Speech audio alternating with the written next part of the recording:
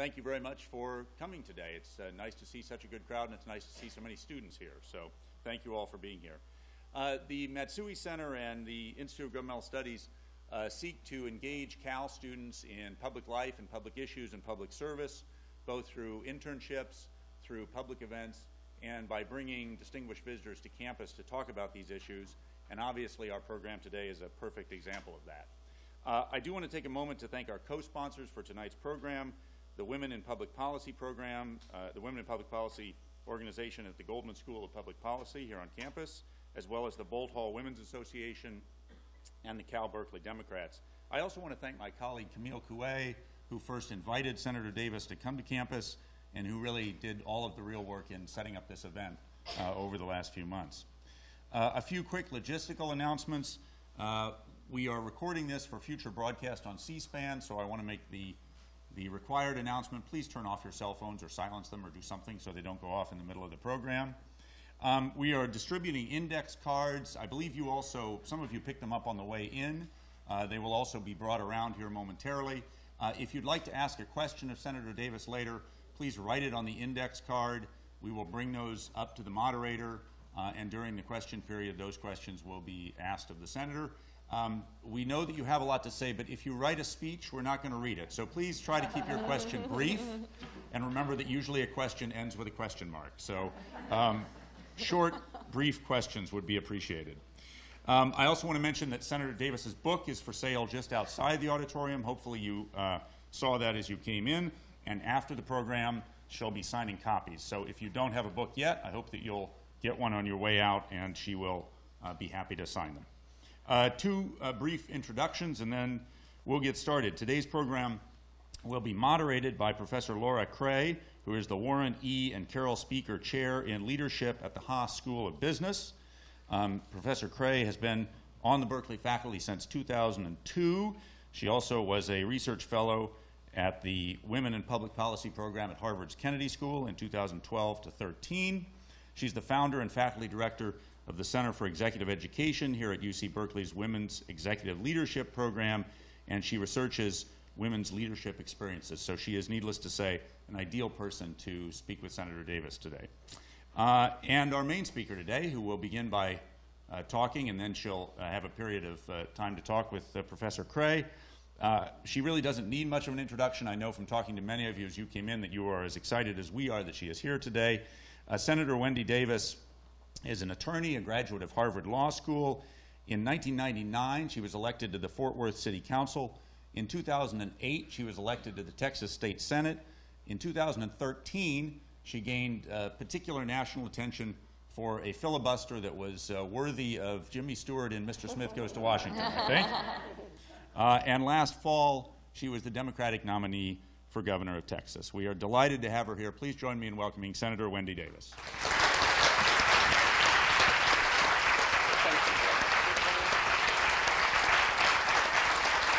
Thank you. Thank you all. Thank you to Ethan and Camille for putting this together today and all the work particularly that Camille undertook to make sure that we were able to do this. And thank you all for being here and giving me an opportunity to speak with you. I've been looking forward to this afternoon, and I was delighted to land in sunny California after being in a really cold winter in Texas. I'm here today to address gender, specifically why gender equality is losing ground and how we can work to reverse that. I'm going to ask you to challenge conventional thinking and how we define and talk about gender equality. And I'll hopefully help you understand the lens through which I view these issues a bit better. More and more, I am coming to understand and appreciate how much each of our individual filters, formed through our life experiences, matter in the way that we approach conversations in the political framework. And I would like to invite us to consider each other's personal perspectives, each other's lenses, as we strive to move women's equality forward. But first, let's take a moment to acknowledge some past victories in the women's movement. It can be easy today, particularly with an onslaught of anti-reproductive rights legislation affecting some of the most personal of a woman's decision-making, to forget that on the long road to gender equality, women have fought for and have gained some significant ground. It was less than 100 years ago when women earned the right to vote, 51 years ago when President Kennedy signed the Equal Pay Act, only 50 years ago when birth control became legalized, only 42 years ago when abortion was legalized, less than 35 years ago when President Reagan appointed the first female Sandra Day O'Connor to the Supreme Court, and only about 6 years ago when President Obama signed the Lilly Ledbetter Fair Pay Act into law. These are all cause for celebration. But when we look around, we see that there is so much work to be done. As we watch and we celebrate LGBT advances with more and more states moving to marriage equality, and as we witness divisive, discriminatory policies like Don't Ask, Don't Tell being repealed, each after years of hard work and effort that is to be celebrated, gender politics seems to be taking a step backward. Women are facing an onslaught of legislation that threatens their reproductive freedoms and access to abortion. We occupy 56% of minimum wage jobs, even though we make up only about 49% of the workforce. And governors in states like mine are vetoing fair pay laws if they ever make it to the governor's desk at all. And all of this is happening without significant voter backlash that says we disagree with the direction that things are heading. And we have to ask ourselves why. I think that the answer to that is largely connected to and dictated by our own personal experiences and the lens through which we, as voters, view these issues. My lens was formed. My views were shaped very early in my life experiences. And in my memoir, Forgetting to Be Afraid, I sought to explain the experiences that shaped me. Not just those that gave me the strength to be a fighter, but to illustrate why it is that certain issues hit me deep in the gut and compel me to respond in a particular way. I am a living, breathing example of the promise that can be created through gender equalized opportunities. Informal as they were, they existed at a time when I needed them. I was 11 when my parents divorced, and my 9th grade educated mother, who had never been in the workforce before, was left to support 4 children on her own, while my father pursued his dream of starting a nonprofit theater. We went from a blue-collar lifestyle into poverty literally almost overnight. And watching my mother struggle to put food on the table, working in a low-wage fast food restaurant job, made me want to assure that I would never be left without an education and the means to support myself. And yet, I too fell in the well of poverty and despair for a time. Pregnant at 18, married for a very brief time, I was left to support myself and my daughter Amber when I was only 19. With only 1 semester of college under my belt, I could not see a bend in what looked like a long, bleak road ahead. My greatest fear, literally, was coming true. I was going to live the very same struggles that I had watched my mother live. And fear, fortunately, can be a powerful motivator. My fears were reinforced on nights when I would come home to find that my electricity had been turned off because I couldn't pay the bill, or the embarrassment that I suffered when I had to put grocery items back in the line because I didn't have enough for that week's food. But I'm here today because policies that support a woman's ability to move from poverty to stability actually do work. And these policies, some formal, some less formal, created ladders that helped me to move from where I was. One of those was access to affordable community college education with grants and low-cost tuition that made it possible even for me to afford. That ultimately became my gateway to graduating from Harvard Law School, and without my community college, there is simply no way I would be standing here talking before you today. Another ladder came in the form of access to reproductive and well-women health care that I received at a Planned Parenthood clinic close to my home. For several years, as an uninsured woman, that clinic was my only source of care. It was the place where I received cancer screenings, diabetes screenings, my annual Well Women exams, and most importantly, it was a place that provided me with the ability to control my reproductive destiny, so that once I placed my foot on the path to higher education, I was able to keep it there. Another ladder for me came in the form of affordable, quality childcare that a dear friend of mine provided. And we see, and certainly we've heard many in Congress and the President talking about childcare as an important issue. For many women, the inability to afford and find quality childcare is keeping them sufficiently as a roadblock to where they are. Finally, I was fortunate to work in an office where my employers supported a work schedule that allowed me to go to school in the mornings and to leave sometimes earlier in the evenings. Flexibility. These workplace policies are so important in making possibilities available for women to improve their lives.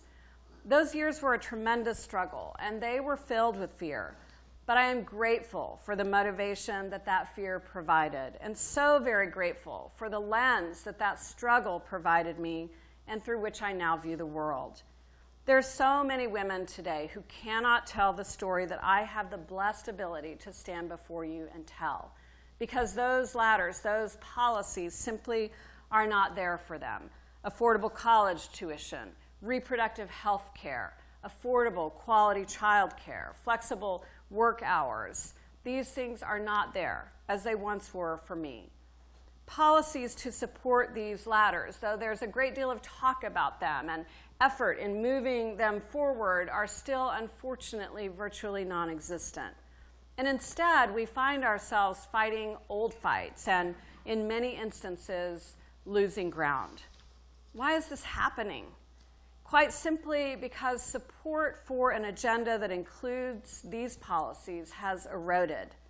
A negative association has been fostered between the idea of women's advancement and the threat that that movement poses to traditional patriarchal notions of a woman's place.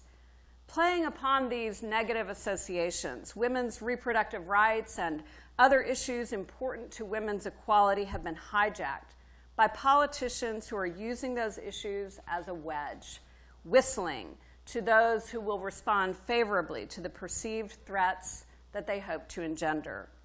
For these politicians, positioning against advancement of gender equality serves as a means to an end, that end being their desire to hold on to and further their political positions, status, and power. Provoking favorable voting responses by using women's equality as their foil is much more important to them than any fallout that they leave behind. To explain my point, I'll ask you to consider an argument made by Berkeley law professor Ian Haney-Lopez in his book, Dog Whistle Politics, and he'll be giving a lecture on that at the law school tomorrow. I would invite you to please attend because his work is very, very important. Professor Lopez, in his book, invites us to consider how coded racial appeals have played a role in politics, often resulting in middle-class voting against its own economic interests in favor of reacting to perceived social threats, which are far greater motivators. These reactions, Professor Lopez asserts, are strategically invited by politicians who employ techniques that play upon racial bias and animus in order to get voters to react in a way that is favorable to their desire to obtain or maintain political power.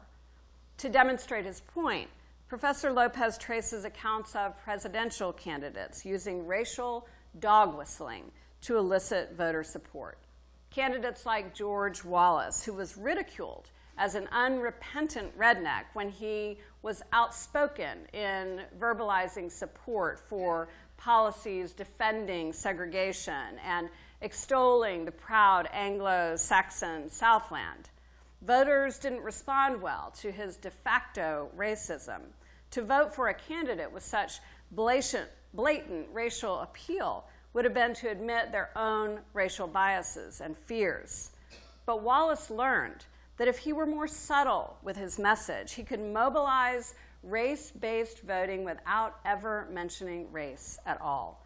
He stopped talking about objections to desegregation and instead talked about states' rights to turn away arrogant federal authority.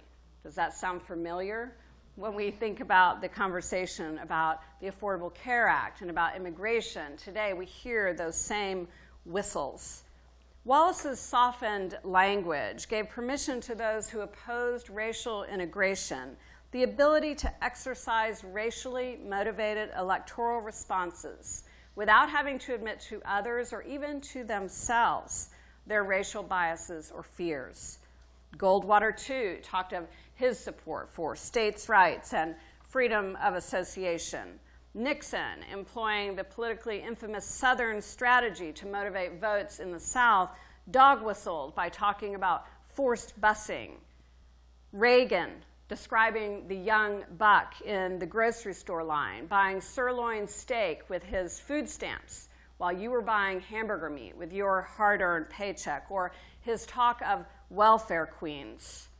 Professor Lopez cautions progressives not to get too smug about the rights use of this technique, pointing out that President Carter used arguments about forced integration, and of course President Clinton with his welfare reform agenda when he sought re-election.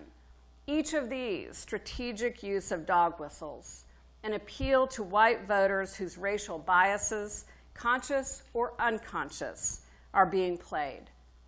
Importantly, Professor Lopez points out that this strategic use of race stands apart from other forms of racism because the driving force behind strategic racism is not racial animus for its own sake, but rather, and perhaps more pernicious, the strategic use of race in order to successfully pursue power, money, or status.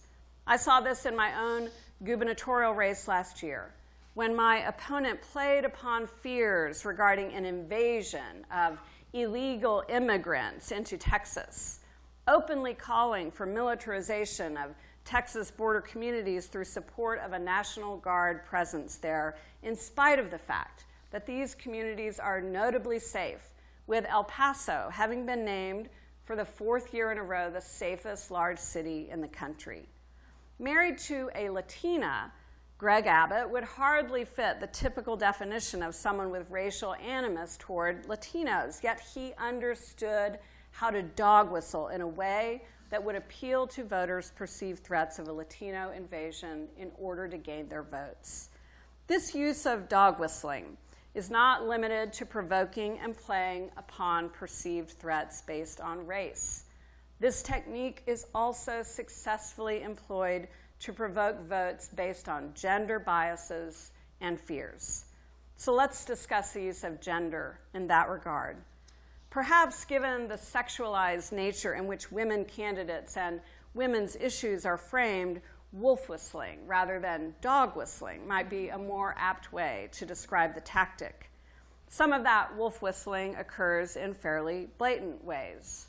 For example, in my race, my opponent's supporters derided me using photoshopped sexual images with my face or head on them in order to invite a response from potential voters to view me as highly sexualized rather than intelligent and competent as a potential state leader.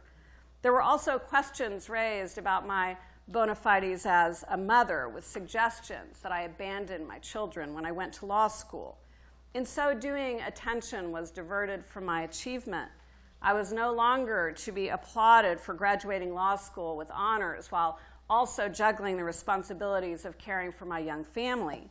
I was to be reviled for self-improvement at the expense of giving my full time to child rearing.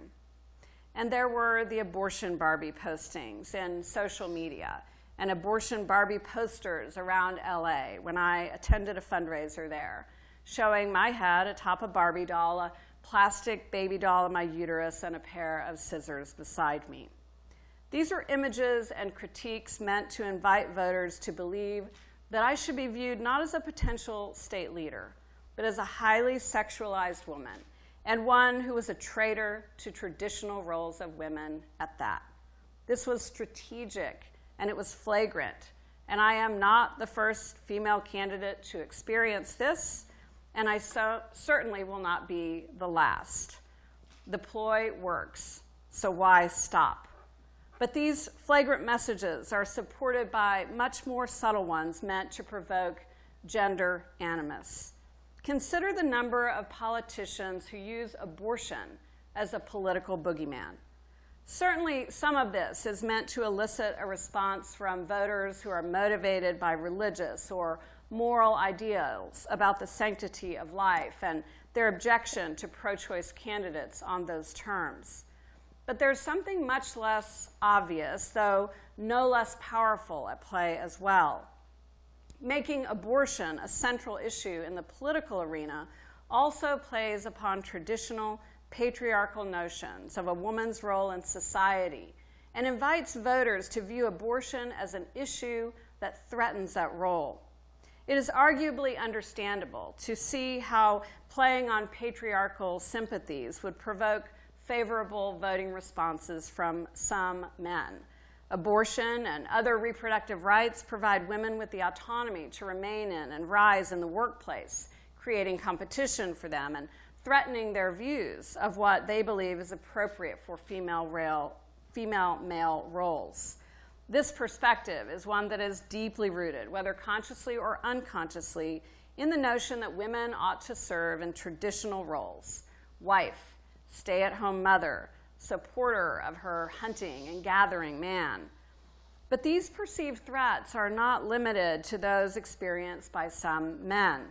Women, too, respond to whistling that invites them to feel threatened as well.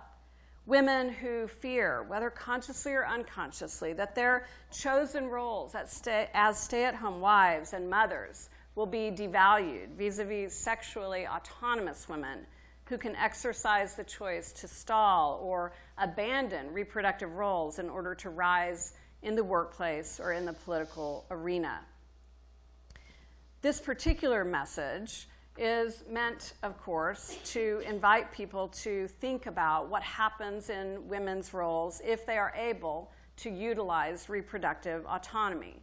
And it was no accident that this condom ad was created in order to invite and elicit that response.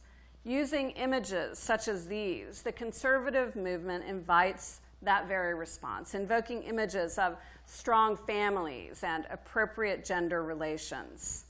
Serving as the backdrop to this game are notions of punishment as well. Women who have sex and become impregnated should bear the brunt of their sexuality. They should live with the consequences. Politicians who employ these tools propose to be guarding the appropriate and noble role of women as homemakers and caretakers by inviting a negative response to gender-coded whistles. They play upon the notion that sex for women is supposed to be about procreation, about motherhood, a narrative that says otherwise, that argues in favor of access to contraception and other reproductive care such as abortion, allows women to enjoy sex purely for the sake of sexual pleasure and threatens concepts of traditional family values. In this context, conversations about contraception and abortion become a strategic means to an end, provoking threat-based responses in voters who resent this attempted disruption to their perceived world order and the place that they hold in it. Consider Rush Limbaugh's portrayal of Sandra Fluke as a slut when she advocated for mandatory inclusion of contraceptive care in healthcare plans. This whistling provocatively and purposely evoked responses from listeners who perceived Ms. Fluke's position as one that would threaten their patriarchal ideas of a woman's appropriate role. Guided by the moral framework that Limbaugh and others seek to elicit when articulating positions such as this, wolf whistling invites listeners and voters to react in a way that tells them that their implicit fears are at play and are much more important than their other ideas. Dr. Kristen Luker, a sociologist and professor here at UC Berkeley, has written extensively on this topic and on abortion politics in particular. She argues that the right to life movement represents an attempt not just to protect the fetus, but to ensure that family is a higher priority than career among women, and that women who choose to stay home, are not relegated to a place of lower prestige relative to women who work outside the home. Taking her argument one step further, I believe it is the case that some politicians are using the right to life movement's implicit messaging of family versus career specifically to provoke voters who wish to guard against that perceived threat. Keep in mind that whistlers don't necessarily even have to believe their own message. Many of them likely do not. But just as race-based dog whistling is often nothing more than a strategic means to an end, so too is the case with gender-based whistling. Tragically, though, women's access to reproductive health care gets caught in the crossfire. And indeed, women's health and their very lives become collateral damage to a political scheme. So how do we respond? If my story is any kind of example, we'd make the argument that is often heard. Supporting women to economic autonomy is good for the economy. Assuring that women have access to education, health care, quality child care, family leave, all of these create an opportunity for women to be more successful, have increased buying power in the economy, and that is good for the economic well-being of all. This is the when we all do better argument. It was the story that I told you at the beginning of my remarks. But that message isn't working to motivate gender-biased voters. Why? Because it's missing the point. It isn't speaking to the motives behind these particular voting choices. It's a response that hasn't stopped first to look through the lens from which these voters are making their decisions. Just think about the state of affairs that exists due to the 2014 congressional elections.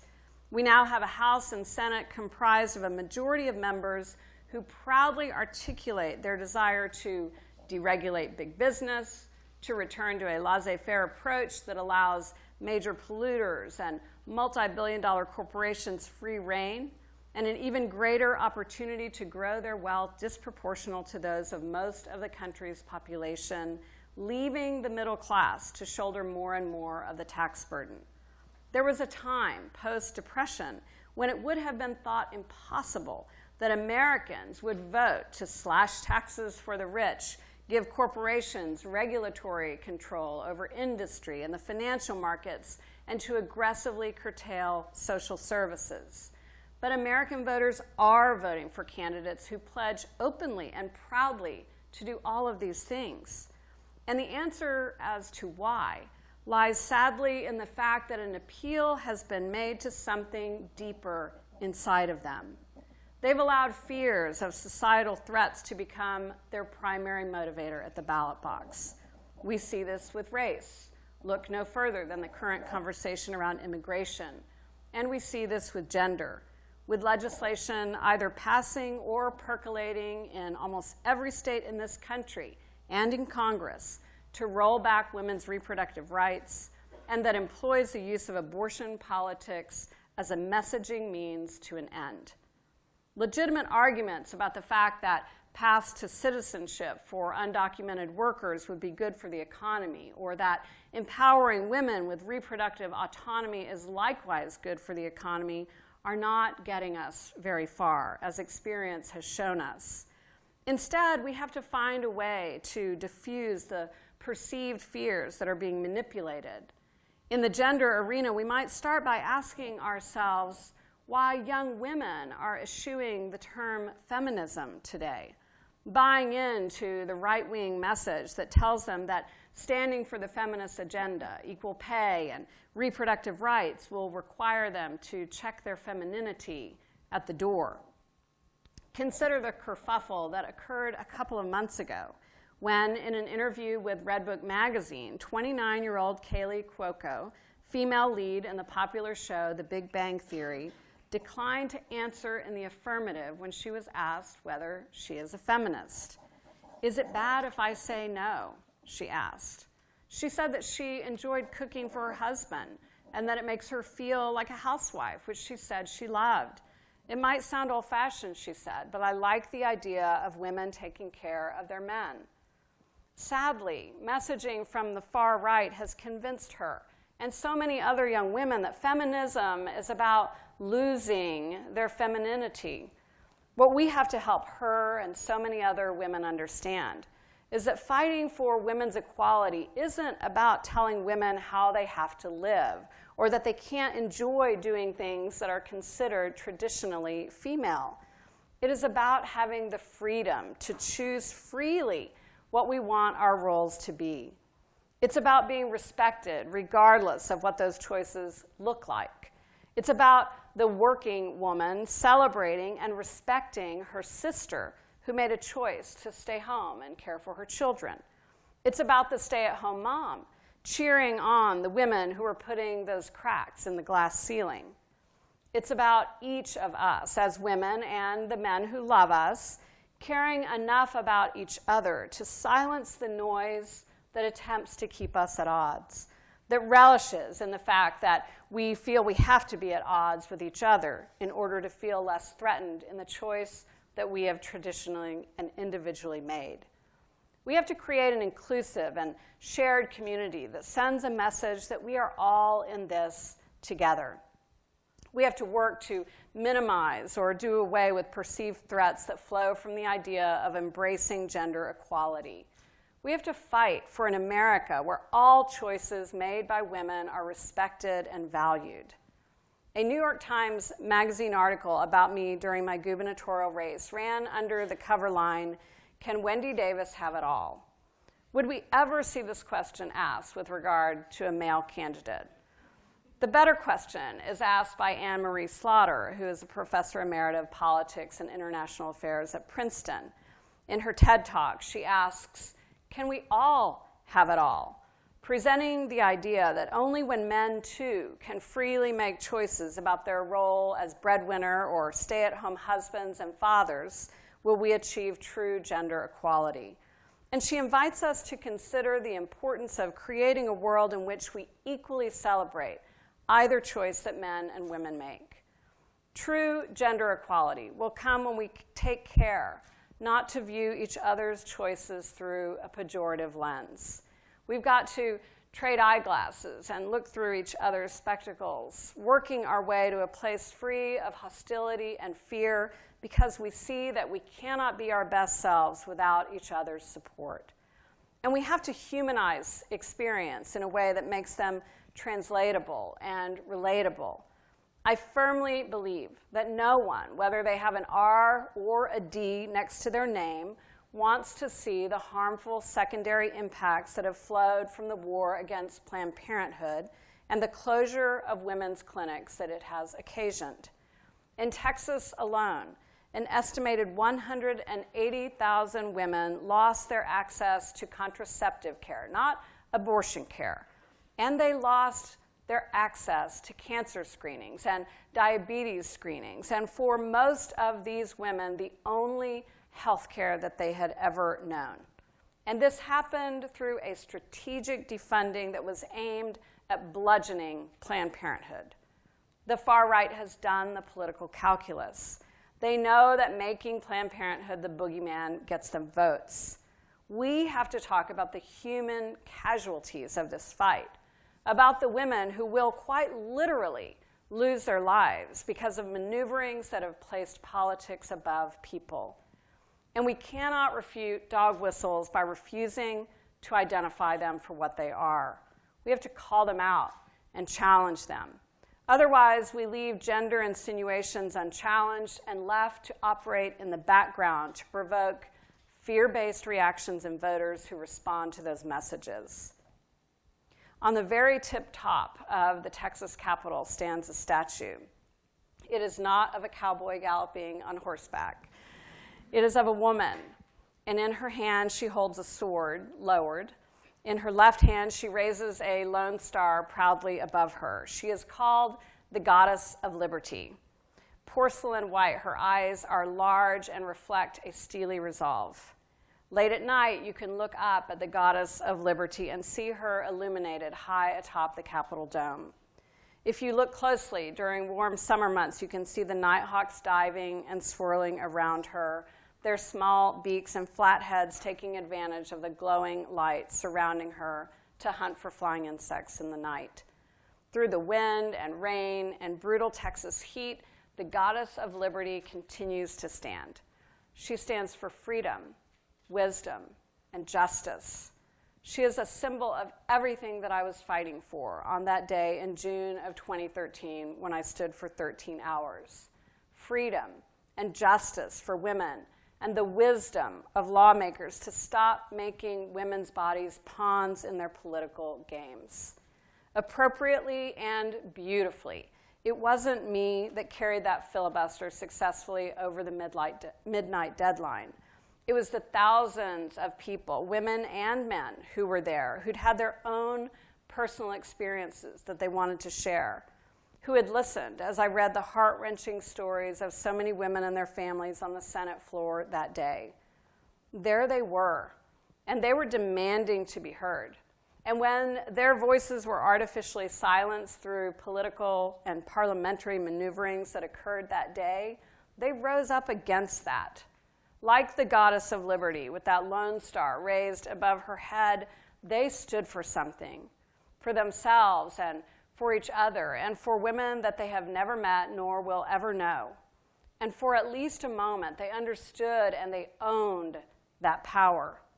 That power is in each of us, the power to stand, the power to unite each with each other toward the common cause of seeing and understanding each other, bound by our shared human experiences of joy and triumph, failure and sorrow. I hope that we will own that power and that we will use it to collectively say, we stand for a woman's right to choose freely the path that she will travel, and we will fight for the tools that provide her with that choice. When she does, whether that is in making a decision about her own body or whether she will pursue a career at home or in the workplace, we will stand with her in defending her choice. I hope we will use our power to stand arm in arm with our sisters, regardless of who they are or the choices that they make, because we stand unabashedly and unashamedly for women's equality. And when we do unite and stand together for that cause, we truly will have the power to make it happen. Thank you all so very, very much. Thank you.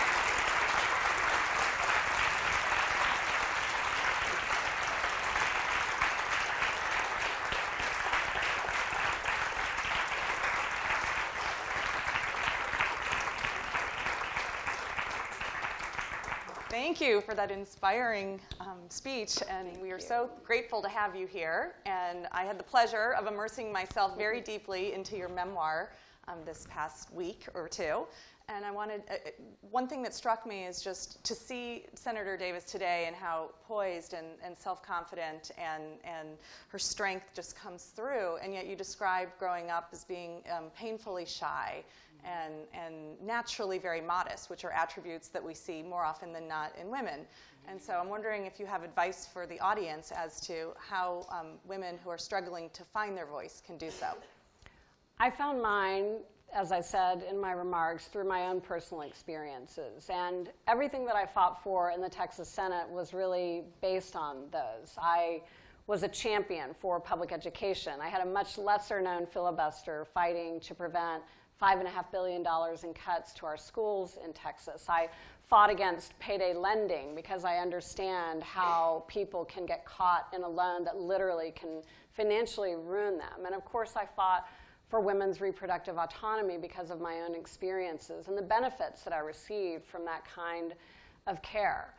And as we, as women, are listening to our own voices and thinking about how we will use them to speak, I think naturally we will find our way, and we do find our way to doing that based on the things that we've experienced in our own lives and that have motivated us to stand up and speak out on them. What I hope that women more and more will do is own our power to do that and push against our natural tendencies to be shy or soft-spoken and use those very important voices that we have to move gender equality forward. Wonderful. It sounds like it's really, your voice is found through the heart and courage and what you know to be true. And so the passion rises, and from there you speak, which is really wonderful to see. Let's talk about power. So it's been said that laws are like sausages, and it's better not to see them being made. Mm-hmm. And your memoir nicely illustrates some of the dog-eat-dog nature of politics. I want to ask you, though, about whether you think this might be this particular view may be a gendered view of power. I'm not sure if you're familiar with the book, The Athena Doctrine. It came out in 2012, and this is a book that reports on a survey that was done of 64,000 people across the globe, and representing 2/3 of the world's GDP. And what they found is that 2/3 of the respondents agreed that the world would be a better place if men thought more like women. And I wanted to get your views on this and whether you think that masculine power is different from feminine power and how that plays out in the world of politics. Yeah, I think we uniquely utilize our skills to use our power in the ways that we naturally are comfortable with. It's a bit stereotypical, I think, to say that women tend to have a style that makes their ability to use their power unique. Mm-hmm. But we do have something very unique, and that is we bring the perspective of what it's like to be female in the world to the table. Mm-hmm. And when we believe in ourselves enough to bring those issues forward and to make sure that they're heard in the conversations, it's terribly important. We do need to be a government, whether it's at the local, state, federal level, that's reflective of our population. And unless and until we can elect more women into those roles, we're not going to be. I found that I had to be particularly scrappy in the Texas Senate to get my voice heard, and that I couldn't rely on just having sort of a softer negotiating style, female, stereotypical style. I had to be a real fighter in those back rooms and to really push hard for the things that I was trying to advance. So it sounds like you had to learn to embrace both your masculine and your feminine aspects of power, and to fight the fight as it currently exists, and at the same time to remain true to the values that you've been socialized to hold, because by virtue of the fact of being a woman. So let me see here. What else I was going to ask you? So you've obviously been on a wild political ride, and it's quite a sight to observe. It's seemingly equal measures of victory and defeat. And I wonder if you could reflect on what might have been and what lessons you've learned, and whether you have any regrets, or just in general what you've learned that will enable you to go forward and enact the vision that you see for a better future. I certainly don't regret running for governor this past year. It was not only a very rewarding personal experience for me, but I felt like it gave me an opportunity to move the conversation and to make sure that at the very least I was highlighting things that weren't being heard in the Texas Capitol and in the governor's mansion in particular. And I know that I spoke to a lot of people who feel like their voices haven't been represented in the halls of that Capitol. So I won't ever say that I would regret having done that. I've also learned that there are many things that we do that we fail at when we first try. When I ran for office the very first time for city council in Fort Worth, I lost. But there's something to be gained in losing. It provides you a perspective to look back and ask yourself, what could I and should I have done differently? And I've certainly done a fair measure of that looking back at my gubernatorial race. And one of the things that I would do differently is, as I mentioned in my remarks, I would call out some of the gender politics that was at play in a much more vocal way than I did. In fact, when I was asked by reporters about some of these things, I usually demurred and tried to downplay the fact that I was being treated in any way differently as a female candidate than a male candidate was. But I think when we do that, we give permission for that to be the way we are treated in the political arena.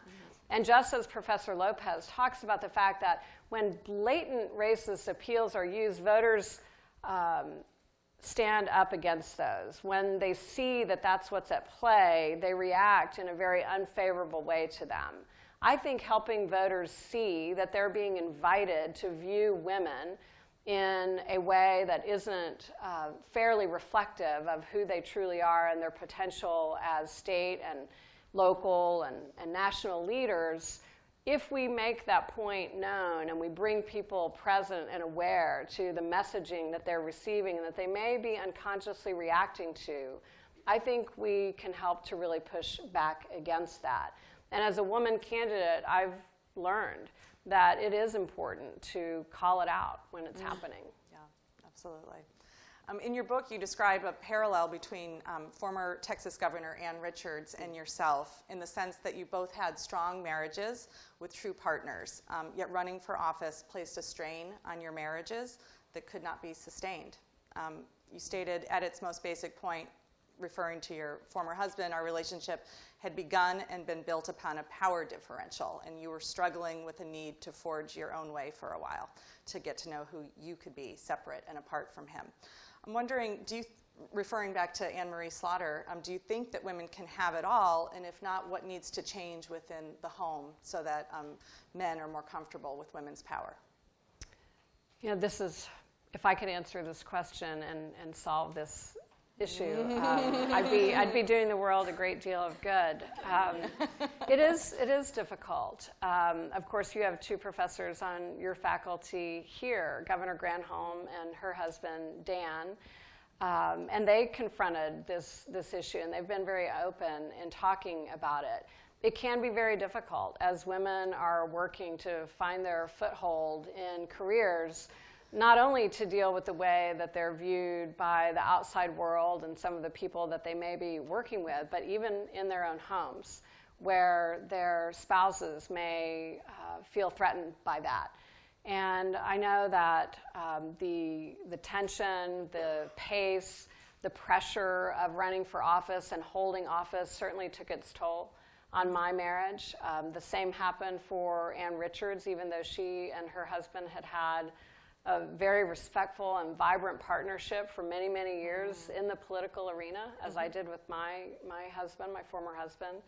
And, you know, I wish it weren't the case that pressure became too much. It tends to be the situation that when male candidates are running and when they hold office, there's a much more comfortable role that they have with their spouses than sometimes exists for women who are pursuing those same passions. Right, right. Well, thank you for being a trailblazer despite the personal, costs that you've incurred, as you acknowledge. So I wanted to ask you, so you described in your book, well, we know that you've worn a football helmet to literally get tough in the face of opposition. During your filibuster, you outfitted yourself with a catheter, a back brace, and very fashionable pink running shoes that increased your endurance and stamina. Could you comment more generally about how you take care of yourself psychologically, spiritually, in this fast-paced world? Arianna Huffington, in her book Thrive, talks about a third metric of success, which has more to do with well-being than power and material wealth. So how do you foster this aspect of yourself? It's so important, and it can be so hard when our schedules demand that we focus our attentions on everything else. But everything else suffers if we don't give that third metric its due attention and care. For me, it comes in the form of running and other forms of exercise that I do. Sleep? Trying to eat well. Sleep is a real challenge, but I try. And I think that that's true no matter what we're doing in our lives, that if we can create that kind of balance and we have the outlet that exercise provides us and taking care of ourselves provides, we have the ability to keep our engines going so that we can pursue the things we really care about. Or do you go so far as to actually put it into your schedule firm that this is the hour that I'm working out today and it's non-negotiable? I had to do that in my campaign because it could literally eat every moment of your day if you allowed it. And I had to get really forceful ultimately with the person who was handling my schedule about making sure that she was giving me the time to be able to do that. Good. Good, good, good. Well, I want to ask some questions that have been submitted from the audience, and I think we will go until 5:15, just so everybody knows. So first question, what do you recommend students do to address issues pertaining to women, such as changing rape culture and making our communities places where women can safely succeed along with their male counterparts? Well, first, I want to applaud what is happening on college campuses around the country, where women and men who care about this issue are really trying to move the conversation forward about sexual assault and painting and putting a light on what's going on and shining that light and making sure that we're confronting the reality of what's happening is so very, very important. So if that's something that any of you here are involved in doing, my congratulations and appreciation to you for that work. When we shed light on issues and we, as I said in my remarks, when we humanize them for each other, it really helps to change the conversation. And I have found in my political life that when we meet our opponents in an honest way and we talk about things in human terms and we uncharge the language a bit and try to relate to each other as one human to another, we really can appeal to people in a way that they might initially have their defenses up about. And this issue is no different than that. Making sure that women's experiences are being looked at as very human, real experiences and shedding some understanding on that by virtue of telling our personal stories. This is why I felt it was important, even in the context of my campaign, with a lot of people saying they didn't understand why I did it. This is why in my book I told my story about my experience, my personal experience with abortion. We have to destigmatize these things and we have to be able to talk about them so that we can all relate better to what those human experiences are and why it is that good reproductive policies are important, just as sexual assault protections are important. Sure, absolutely. You need to allow the issue to see the light of day. So what are the main obstacles that women running for office face today? How big a role does sexism still play in 2015? And then there's a hybrid question here. How do you combat sexism when it comes from your family, if it does? Interesting. So I showed those slides, and literally that is the tip of the iceberg. And I know that all women are treated in ways that invites voters to look at them as women, not necessarily as the leaders that we are and have the potential to be. My race, it was particularly flagrant. I think that when we see Hillary Clinton talked about as a candidate and when we saw her experience even in her prior presidential race, she has a particular target on her that a lot of men come after. It can be really difficult, but I feel a responsibility to all the other women who are considering running for office to show that we can rise above that as women candidates. As I said earlier, I do think we need to call it out when it's there and bring attention to it and shame those who are doing it. But at the same time, we have to show that we can rise above it and move through it and continue to fight for the things that really matter to us. Otherwise, the folks who are sending those messages win. Right, absolutely. So do you think mandatory paid maternity leave will become a reality in our lifetime? I certainly hope so. I mean, given that we're the only industrialized country that doesn't currently have that, I certainly hope so. And I tend to be very, very optimistic about things and believe that if we continue to fight hard enough for that, we're going to make it a reality. At the very least, it's finally moving forward in the conversation in a way that's getting a lot more attention than it has been in the past. And it's so terribly important, not just on the maternal side, but the paternal side, to make sure that we're providing people in a gender equal way in the workforce the ability to have a family and to have a career and to not compromise either of those by virtue of wanting to have both. Great. So you describe several instances in your memoir in which you learn that swimming against the tide and being outspoken rarely go unpunished. In the academic world, we call this backlash, and women more often than men are subjected to it. Yet your willingness to play the political game, despite these hardships, nicely illustrates the concept of leaning in, which women are being encouraged to do today. As important as leaning in is, does it put too much onus on women to advance their individual agency? And what can we do to foster a greater sense of collective agency? Yeah, leaning in obviously is important, and I think we can all feel and relate to the experience of having done that at some point in our lives. But it's also important that we don't put that responsibility solely on women to achieve for themselves, because that forgives the environment which is forcing women to live in an unequalized world.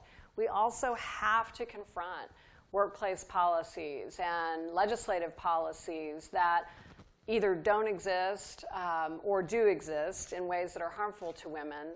We have to work to make sure that governmental policies, workplace policies are creating the kind of environment that truly is gender equal. And I worry a little bit that if we tell women this responsibility belongs solely to them, we create a sense that women may have that somehow they are doing something wrong, when there really is a much broader issue at play. And I want us all to be working on those broader things and making sure that we reform things at the policy level in order to create true gender equalized opportunities. Absolutely. Did you see Patricia Arquette at the Academy Awards and her outspokenness about equal pay? Do you think we're going to get there too?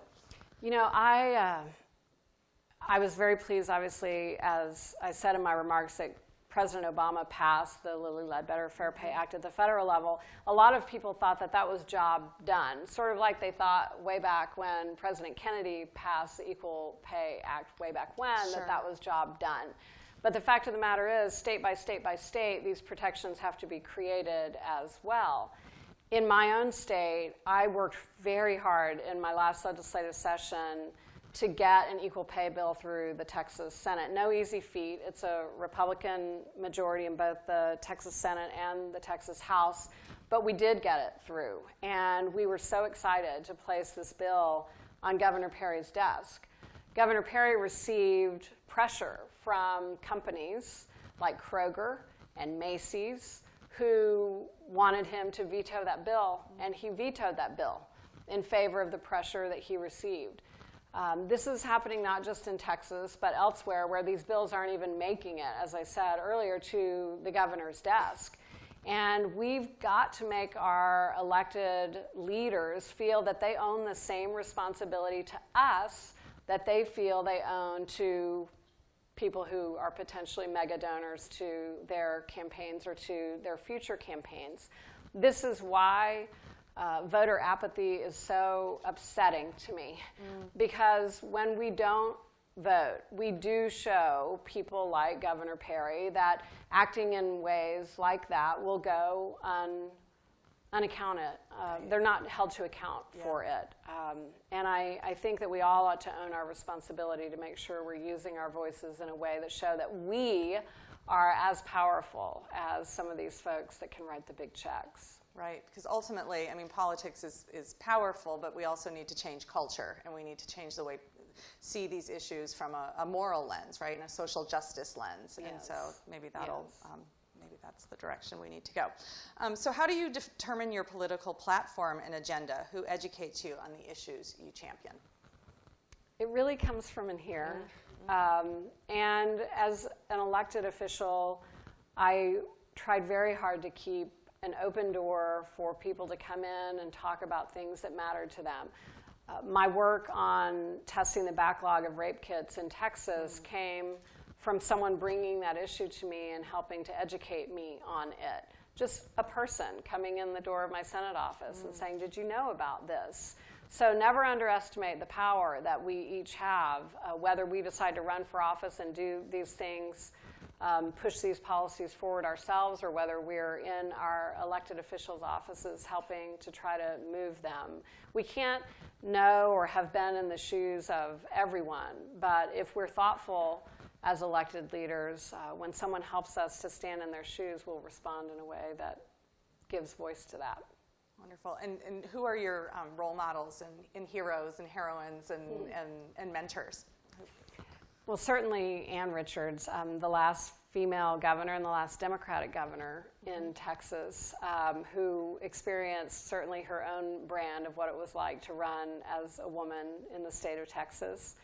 Her daughter, Cecile Richards, who is the head of Planned Parenthood, is very much a role model of mine.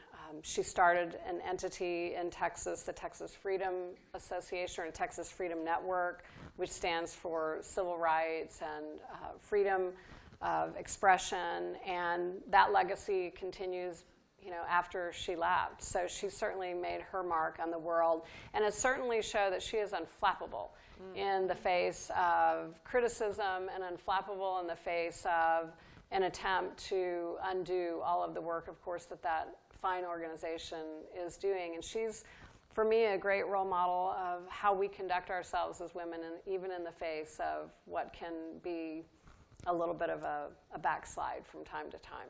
Right. It's nice to have people we can see who embody strength and thick skin, and Yes. certainly you wrote in your book about how far you've come in this regard, and really not letting the turkeys get you down. Okay, so your personal story makes the case for public policy that supports women. How do we get men to be allies in the fight to further these policies when they don't experience these things personally? How do we make men care about feminism? We share our stories. Again, not to be a broken record, but humanizing these issues. Just as I, for example, as a state lawmaker, might not understand issues that are happening in the prison system in my state, when people are coming and humanizing those experiences, it motivates me to want to be helpful. We have to make sure that we make men our allies in this fight, because we won't achieve true gender equality without it. And again, as Anne Marie Slaughter invites us to consider, true gender equality comes from making sure that we're thinking about men as well and the choices that they have in front of them, and making sure that they are free to choose as we currently are. Men who have daughters tend to really be much more open to these issues of gender equality, because they see it through the lens of their own daughters, who they want to be happy and successful. And so making sure that we're sharing those stories about each other's experiences with our male counterparts at work or in the political arena or in our families is very, very important. Right. Through sharing stories, what I'm hearing is that it's about empathy and helping people, men and women alike, to understand our perspectives. And we do that through storytelling and sharing and vulnerability, really, and authenticity. So you embody that very well. What is your political future? I have absolutely no idea. I'm working right now on creating an advocacy organization for women. I'm very passionate about this issue, and certainly it's the case that not being in political office doesn't mean that you have to go radio silent on things that you care about. We can have just as big an impact outside of political office as we can inside it. And in fact, not being an office holder anymore or a candidate right now has been really freeing. I can say whatever the hell I want to say, and no one is message managing me. And I can, really listen again to my heart and the things that matter deeply to me, and to spend my energies and my efforts fighting for those. And that's what I'm going to do. And if that ultimately takes me back into the political candidate or office holder arena, great. If it doesn't, I'll still be fighting in a way that I hope will be effective and will make an impact. Wonderful. Well, I look forward to seeing your continued impact grow, and thank you so much for being here and for sharing your story with us. Thank you, and thank you all so much for being here. Thank you.